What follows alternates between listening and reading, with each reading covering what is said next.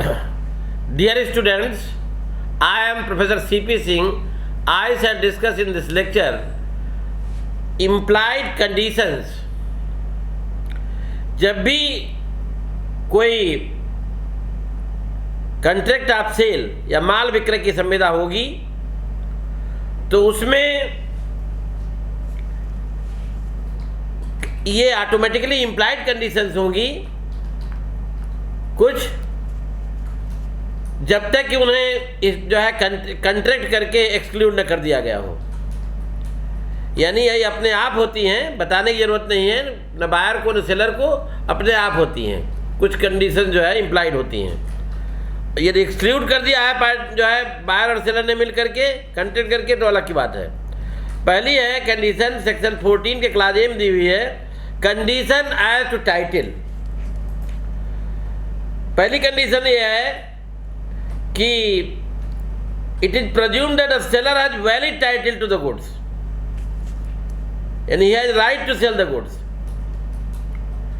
तो यहां जो है बायर को पूछने की जरूरत नहीं है कि भैया बेचने का अधिकार है आपको कि नहीं है। यदि आप खरीद रहे हैं तो ये आपको प्रेज्यूम करने का पूरा राइट है, जो बेच रहा है वो उसका मालिक है, ओनर है, टाइटल उसका है और कोई गड़बड़ नहीं है, उसे बेचने का राइट है। In case of sale, number 1, in case of sale the implied condition is that seller has right to sell the goods. जो है सेल के मामले में, विक्रय के मामले में ये इम्प्लाइड कंडीशन होती है कि सेलर को बेचने का अधिकार है। एंड सेकेंड है in case of agreement to sell, बेचने के विक्रय के करार के मामलों में the implied condition is that the seller will have the right to sell the goods at the time when the ownership is to pass from seller to buyer. Agreement to sell में ये होती है implied condition, seller को जो है बेचने का right है जिस समय जो है बायर में ओनरशिप ट्रांसफर होगी, सेलर से बायर में। The condition regarding the seller title is very essential to protect the interest of innocent buyer. The whole object of the sale is to transfer the property from the seller to buyer. Main जो है होता है कि इसमें ownership जो है seller से buyer में ट्रांसफर होती है और and there can be no sale at all if seller has no right to sell the goods. ये तो बेचने का राइट है, फिर सेल का है कि। इस पर एक केस है राउलैंड वर्सेस दीवाल का 1923 का। एक आदमी ने एक कार डीलर से सेकेंड हैंड कार खरीदी थी, अभी कुछ महीने चलाया ही था, पुलिस उसको पकड़ ले गई, चोरी की होने का जब्त कर लिया पुलिस ने, रियल ओनर को उसे देना पड़ा। तो ये माना गया कि जो है वो सेलर उसके लिए लायबल हुआ ब्रीच ऑफ कंडीशन का, क्योंकि बायर को ये प्रेज्यूम करने का राइट था कि सेलर को बेचने का अधिकार है, सेलर का राइट जो है टाइटल डिफेक्टिव नहीं है।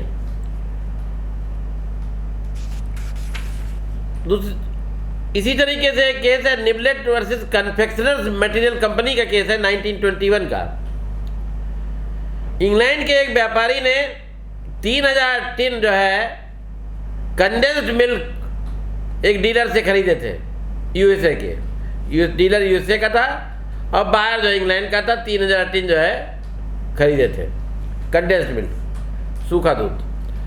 When the tin reached in England, जब वो टिन इंग्लैंड पहुंचे तो पाया गया 1000 जो टिन थे contain the label of the Nestle brand, NISLY brand, और वो किसी अनदर जो है मैन्युफैक्चरर के थे, हाँ, under the name of Nestle brand. तो जो जिसका इन्फ्रिंजमेंट हुआ था ट्रेडमार्क का, उसने वो जो है इन्फ्रिंजमेंट हो सकता था। तो सेलर को, बायर को जो है उनके लेबल हटाने पड़े और उससे उनको नुकसान हुआ, उस रेट पे नहीं बिके। तो जो नुकसान हुआ, ये ब्रीच ऑफ कंडीशन थी, सेक्शन 14 का जो है एक वायलेशन था, ब्रीच ऑफ कंडीशन थी। ये माना गया कि जो कुछ भी नुकसान उसने उठाया है उस सेलर से प्राप्त करने का राइट बायर को है। पहली कंडीशन थी condition as to title. Second condition है condition as to description. Sometime the goods are sold by description. कभी कभी माल जो है डिस्क्राइब करके बेचा जाता है, मुंह से बताया जाता है ओरल उसमें कि ये क्वालिटी हमारे माल में है, हमारी चीज़ों में है। तो यहाँ पर ये इम्प्लाइड कंडीशन है कि जैसा बताया है वैसा जब सप्लाई हो करस्पॉन्डेंस विद डिस्क्रिप्शन होना चाहिए। जैसा बताया था माल वैसा ही होना चाहिए, जैसा ओरली बताया था डिस्क्राइब किया था वैसा होना चाहिए। यदि वैसा नहीं है तो आप जो है माल को वापस करके अपना पैसा रिटर्न ले सकते हैं। वार्ली वर्सेस व्हिप का केस है। एक आदमी ने एक कार खरीदी जिसको कभी देखा नहीं था और सेलर ने बताया कि कार अभी नई है। जब कार उसने खरीदी डिलीवर हो गई तो पता लगा कि वो रीपेंट की गई थी, दोबारा पेंट की थी, नई नहीं थी, दोबारा पेंट की गई थी।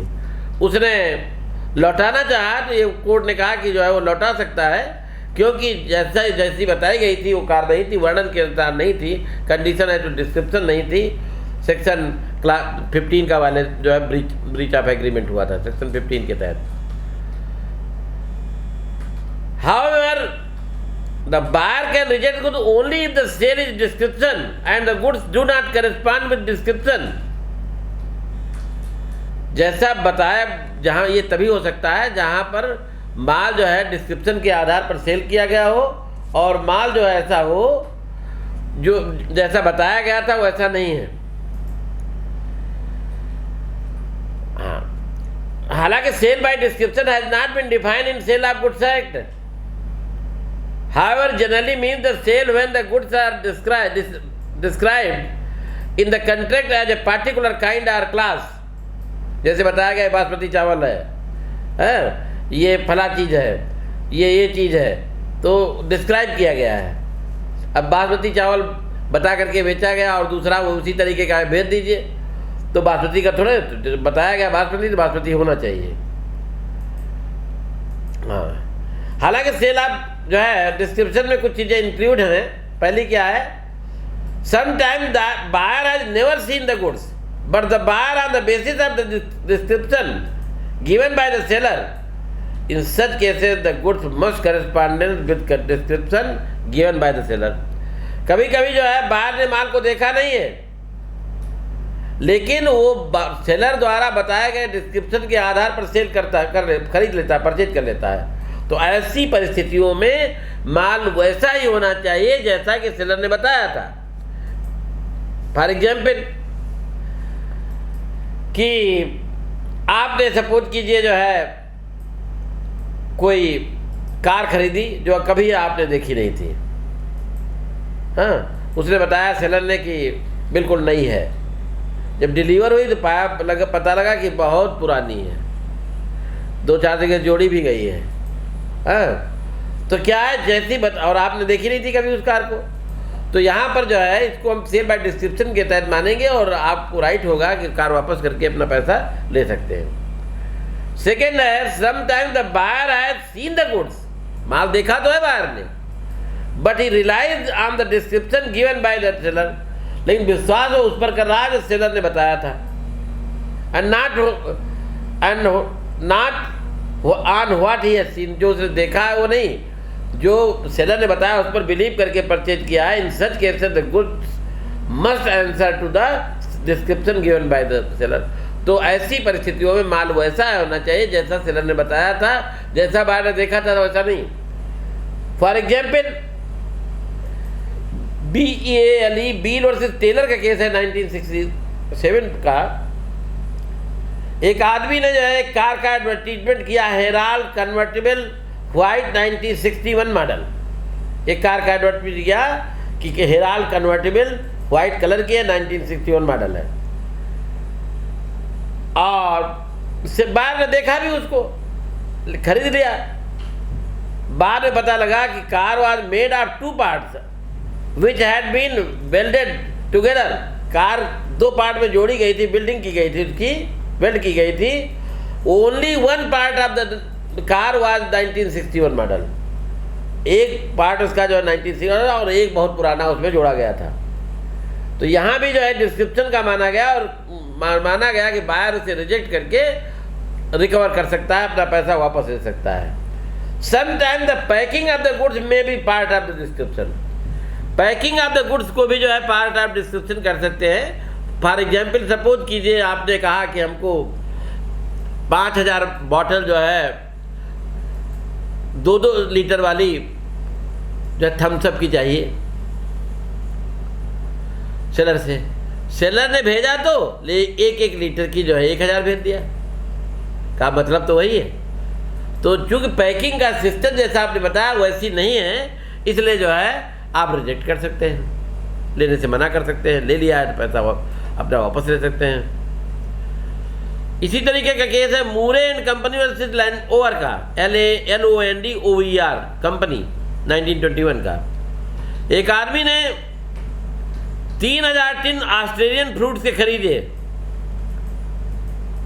और ये तय हुआ था कि जो पैकिंग होगी वो 30 टिनों, हर टिन में जो है 25-30 जो है केस पेटियां होंगी।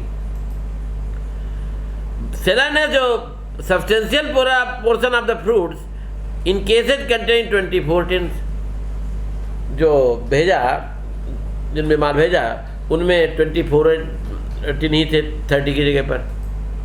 बताइए, it was held that the method of the packing was a part of description, therefore buyer was entitled to reject all the goods. तो कहने का मतलब है यदि एक बार प्रूव होगा सेल बाय डिस्क्रिप्शन है और जैसा बताएगा वैसा माल नहीं है, तो बायर को राइट है कि वो माल को वापस करके अपना पैसा वापस ले दे। इसी तरीके का एक केस था अक्रॉस वर्सेस रैनसन एंड सन्स 1933 का। एक बायर ने जो है एक कुछ टिम्बर जो है 15 mm थिकनेस के बेचने का एग्रीमेंट किया सेलर ने बायर को। जब बायर को माल मिला तो पता चला कि टिम्बर वेरीड इन थिकनेस, एक जैसे नहीं थे, कोई 15 mm का था तो कोई 20 mm का था, है ना, जबकि उसने 15 के ही खरीदे थे। How the timbers were fit for buyer's purpose as he bought them to make cement barrel. यद्यपि जो है बायर के पर्पज के लिए फिट थे, जो काम कर देना चाह रहा था उसके लिए फिट थे, फिर भी जो है it was held that the buyer could reject the goods as they did not correspond with description given in the contract. Buyer को कहा गया कि उसे राइट है पूरा, वो जो है वापस कर सकता है। तीसरी कंडीशन आती है, कंडीशन है टू टाइट सैंपल। देखा होगा बहुत जगह जो है आप आड़तियों पर गए होंगे, होलसेलर के यहाँ गए होंगे तो कटोरी में छोटे से दाल रखी होगी, चावल रखा होगा, मसाले रखे होंगे, उस सैंपल दिखाते हैं, है ना, सेक्शन 17 सब सेक्शन 2 में। तो सैंपल जब सेलर बायर को दिखाता है तो माल जब सैंपल वाला जो सप्लाई जब किया जाए सेलर द्वारा बायर को, तो माल वैसा ही होना चाहिए जैसा कि सैंपल में था। अब पता लगा कि कटोरी में तो एक जो है कंकड़ नहीं है, लेकिन जब बोरों में सप्लाई हुआ तो पता लगा कि वो आधा किलो उसमें कंकड़ निकलना है, तो ऐसा नहीं होना चाहिए। करस्पॉन्डेंस वो सारी कंडीशन है। तो सैंपल में दो एक चीज़ें इंक्लूड हैं। पहला है कंडीशन ये correspondence of the goods with sample in quality, जैसी क्वालिटी बताई गई वैसा ही माल होना चाहिए, और जैसी क्वालिटी माल की बताई गई है तो बायर को पास जब पहुंचे तो वैसी ही हो। E&S Ruben Limited versus Faire Brothers 1949 का केस है। एक बायर सेलर ने जो है कुछ रबर मटेरियल बायर को बेचने का एग्रीमेंट किया था, सैंपल दिया गया था, और the rubber was to be delivered in rolls of specific length and width. Specific length और वेड्थ में रोल में जो है वो रबर सप्लाई होनी थी। जब माल पहुंचा रबर मटेरियल तो बायर ने पाया कि measurement of the material was different from that of sample. जो मेजरमेंट था, माप थी, उस सैंपल के अनुसार नहीं थी, उससे डिफरेंट थी। बताइए, करंट को जो है अकॉर्डिंग टू सैंपल माल नहीं था, तब क्या होगा? Court observed that the measurement of rubber was part of its quality and therefore buyer has right to reject the goods and entitled to get money from the seller. Second है इसी में condition है sample में ही, reasonable opportunity of comparing the goods with sample. Sample से माल को मिलाने की उचित अवसर मिला होना चाहिए। ये नहीं आया जल्दी जल्दी रखो पैसा लाओ चलते हैं, है ना, ये नहीं होना चाहिए। उसको मौका टाइम मिलना चाहिए, वो मिला सके माल जैसा बताया गया था, वह सेक्शन 17 की सब सेक्शन 2 क्लास बी में है। The second implied condition is that the buyer shall have the reasonable opportunity of comparing the bulk with sample. If the seller refuses to allow such opportunity to the buyer, then the buyer may reject the goods and terminate the contract. For example, Lorymer versus Smith के case में हुआ कि एक आदमी ने दूसरे व्यक्ति को जो है 2 पार्सल ऑफ व्हीट, गेहूं के जो 2 पार्सल बेचने का एग्रीमेंट किया। सैंपल उसको दिखाया गया बायर को। जब जो है वेयर हाउस में एग्जामिन करने वहाँ पहुँचा गेहूं को, तो एक पार्सल जो है सेलर के वेयर हाउस में पड़ा था, वो दिखा दिया गया, लेकिन दूसरा वाला जो पार्सल जो था वो उसने दिखाने से मना कर दिया। बताइए, ये माना जाएगा? रीजनेबल अपॉर्चुनिटी टू कंपेयरिंग में आएगा? नहीं। Not in the warehouse, it was here that the buyer could put an into the contract. Buyer को पूरी स्वतंत्रता थी कि उससे हम कॉन्ट्रैक्ट को समाप्त कर सके, क्योंकि एक ही दिखाया गया था, दूसरा पार्सल जो गेहूं का उसको दिखाया नहीं गया, तो दूसरी जगह था।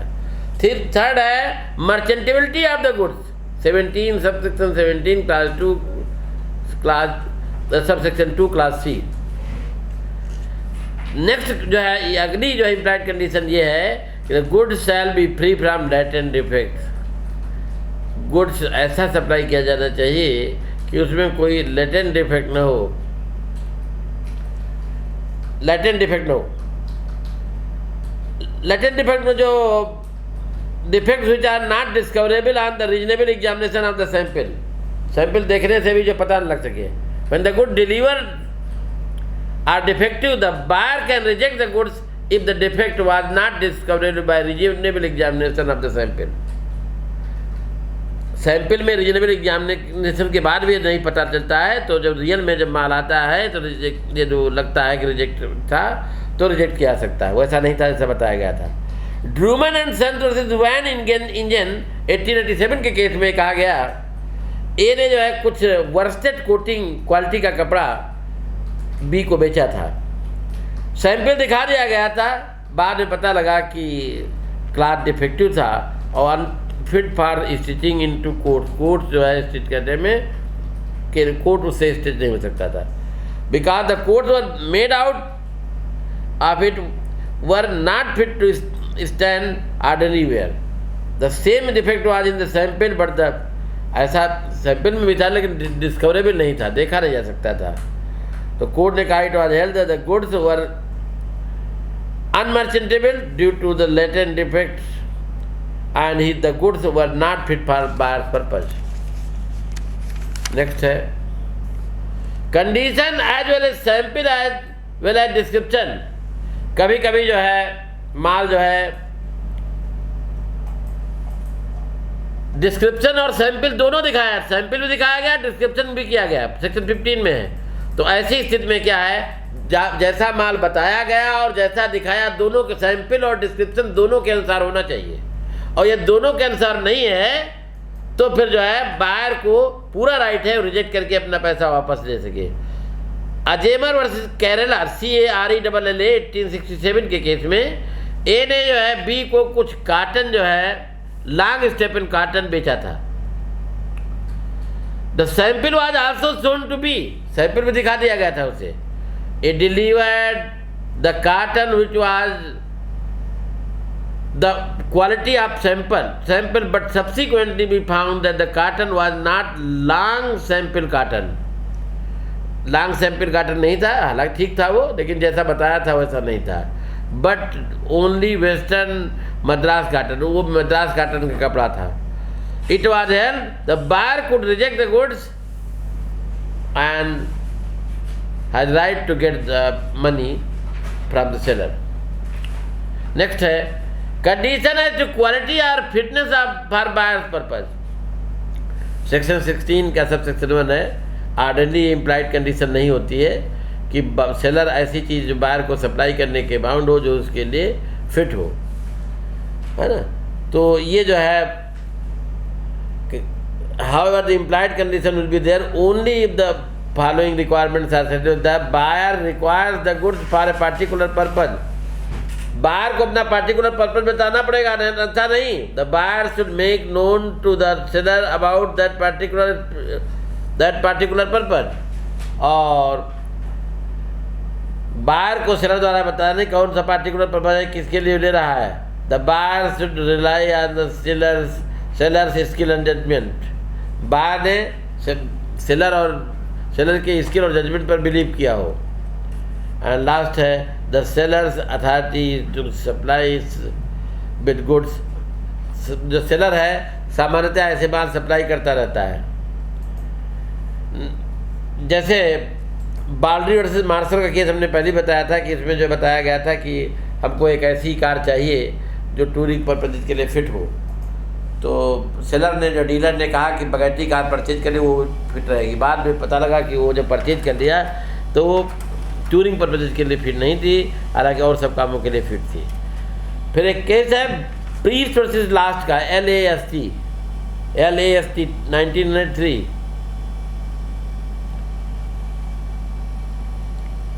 इसमें जो है एक आदमी ने, जिसे नॉलेज नहीं था वाटर बॉटल खरीदने का, एक केमिस्ट से जो है वाटर खरीदी, और जब वो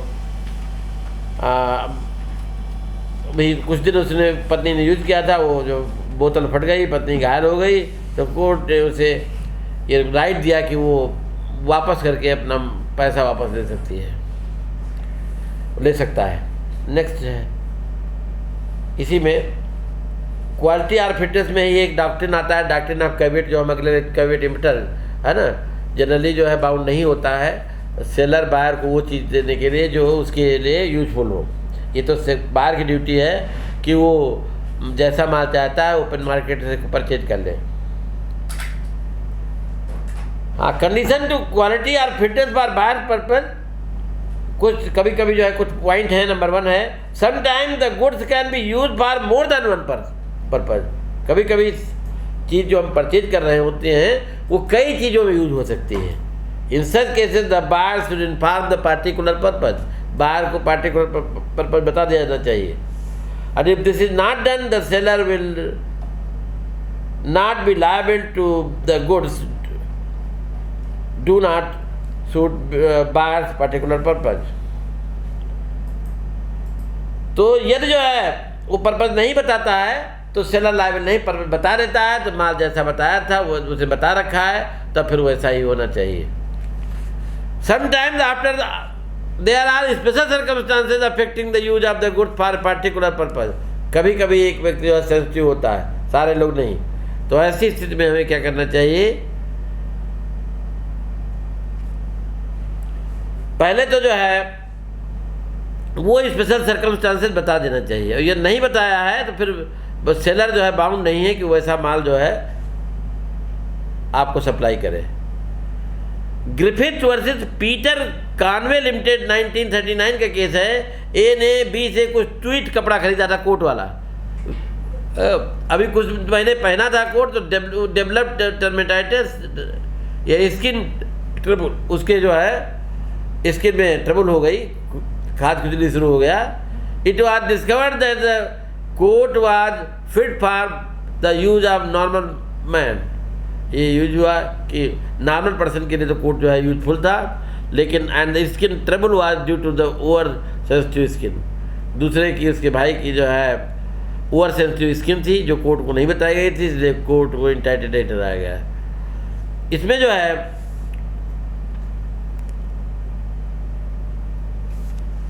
sometime the goods are purchase under a patent और ट्रेड नेम, पेटेंट और ट्रेड नेम से खरीदा गया है तो फिर वैसे ही होना चाहिए। पेटेंट जैसे जो है मेरिट मशीन, तो मेरिट मशीन सप्लाई करो, पायल चप्पल है ना।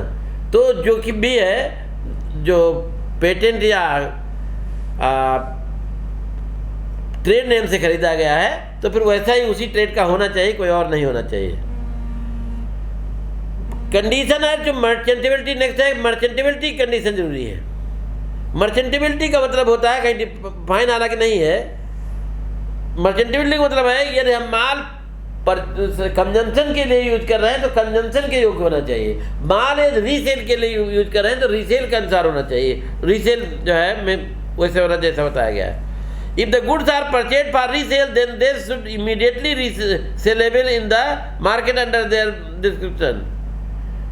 माल जो है रीसेल के लिए परचेज किया गया है तो जब चाहे तत्काल बेचा जाए, माल जो है वैसा ही होना चाहिए जो डिस्क्रिप्शन के अनुसार, कोई डिस्क्रिप्शन के अनुसार हो। Moreover the goods should also be marketable at their full value, marketable हो सामान भी। सेकेंड इसी में है B, if the goods are purchase for sellers, ये रीसेल जो है purchase for self use, self use के लिए क्या होना चाहिए तो सेल्फ यूज के अनुसार होना चाहिए, सेल्फ यूज के रिगार्डिंग होना चाहिए। सपोज कीजिए जो है आपने कोई चीज़ खरीदी तो कपड़ा खरीदा पैकिंग वाला, आपने ये नहीं बताया कि हमको कौन सी चीज़ पैकिंग करनी, उसने कहा कोई सामान पैक करना होगा, आप लाए थे खाने की चीज़ें पैक कराने के लिए, तो जो ये मर्चेंटेबिलिटी क्वालिटी का इसको नहीं मानेंगे। In case of sale by description, there is an implied condition that goods shall be at merchantable quality. Thus, the seller who sells the goods by description is bound to deliver the goods of merchantable quality. However, this implied condition will be there by only if the following requirements are set. Number one, the goods must be sold by description. Description के आधार पर बेचा गया हो और seller वो माल बेचता हो तभी हो सकता है, अदरवाइज नहीं। जैसे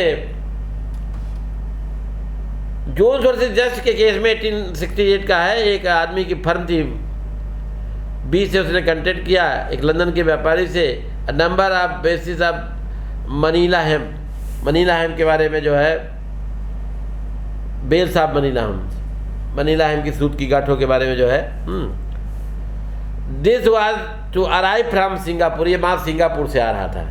the hemp arrived wetted by sea water, hemp जो सी वाटर में आया तो वो भीग चुका था, जिससे इसे मनीला नाम से नहीं बेचा जा सकता था।